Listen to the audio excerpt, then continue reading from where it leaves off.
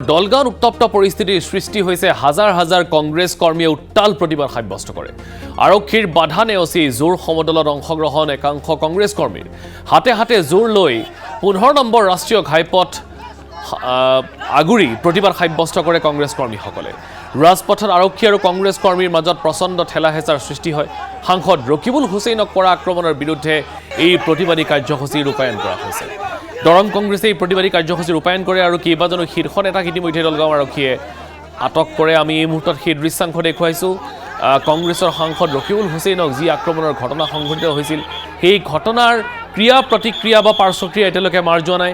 আজি এই মুহূৰ্তত যি দৃশ্য দেখুৱাইছোঁ, এয়া হৈছে একাংশ কংগ্ৰেছ কৰ্মীৰ প্ৰতিবাদ দলগাঁৱত, আৰু এই প্ৰতিবাদ সাব্যস্ত কৰিবলৈ অহা একাংশ কংগ্ৰেছ কৰ্মীক বাধা প্ৰদান কৰিলে আৰক্ষী, আৰু সেই বাধা নেওচি জোৰ সমদলত অংশগ্ৰহণ কৰিবলৈ কংগ্ৰেছ কৰ্মীসকল যাওঁতেই এই হতাহতিৰ সৃষ্টি হয়।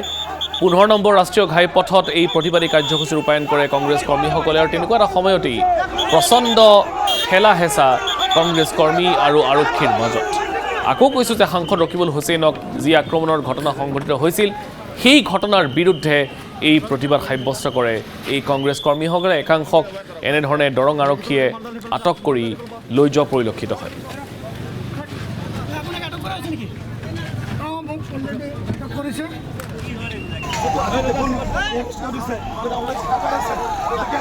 ৰাজনৈতিকভাৱেও যদি এই বিষয়টো কিছু স্তিমিত হোৱা যেন পৰিলক্ষিত হয়, কিন্তু সামগ্ৰিকভাৱে কংগ্ৰেছ কৰ্মীসকলে কিন্তু এই ঘটনাৰ বিৰোধ এতিয়াও শেষ কৰা নাই। আৰু আজি এয়া দলগাঁৱৰ আমি দৃশ্যাংশ দেখুৱাইছোঁ আপোনালোকক।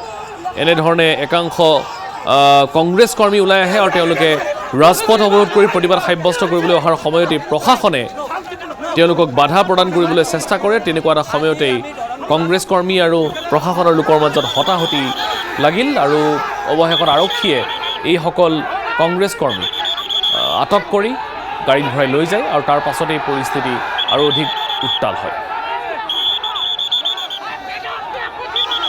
ধুবুৰীয়া সাংসদ ৰকিবুল হুছেইন ডাঙৰীয়া চাহাবৰ যিটো অমানৱীয় অত্যাচাৰ কৰিলে, সেইটোৰ প্ৰতিবাদত আজি আমাৰ এটা ইয়াতে প্ৰতিবাদী কাৰ্যসূচী আমি লৈছিলোঁ শান্তিমূলকভাৱে, কিন্তু অসম পুলিচে আমাক সেইটো কৰিব নিদিলে।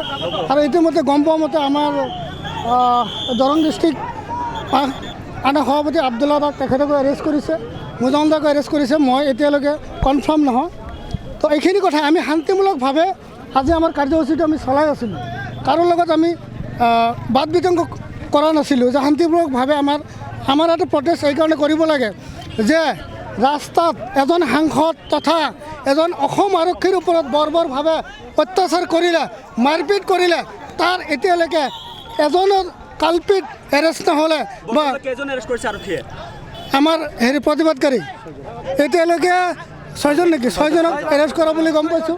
চাওক, আজি প্ৰায় 3 দিন হৈ গ'ল অসমৰ চৰকাৰৰ প্ৰাক্তন মন্ত্ৰী আছিল, 3বাৰৰ চামগুৰিৰ পৰা তেওঁ প্ৰতিনিধিত্ব কৰিছিল, 3বাৰ তেওঁ অসম চৰকাৰৰ দায়িত্বশীল পদত তেওঁ মন্ত্ৰিত্ব কৰিছিল, আৰু যোৱাবেলিত তেওঁ ধুবুৰীৰ পৰা বিপুল ভোটত তেওঁ সাংসদ হয়। ভাৰতবৰ্ষৰ ভিতৰত বিপুল ভোটত তেওঁ জয়ী হৈ সাংসদ পদ তেওঁ পায়। আৰু তেওঁক এই নগাঁৱৰ ৰূপহীহাটত চামগুৰিত তেওঁৰ লগত তেওঁৰ ল'ৰা তানজিৰ হুছেইন আৰু তেওঁৰ লগত অসম আৰক্ষীৰ 2জন জোৱানক গুৰলিকৈ মাৰপিট কৰিলে।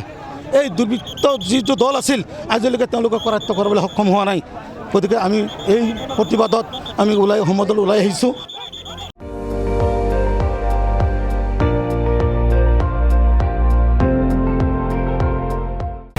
আপুনি চাই আছে ND24, সৰ্বশ্ৰেষ্ঠ নহয়, সৰ্বোত্তমৰ দৌৰত।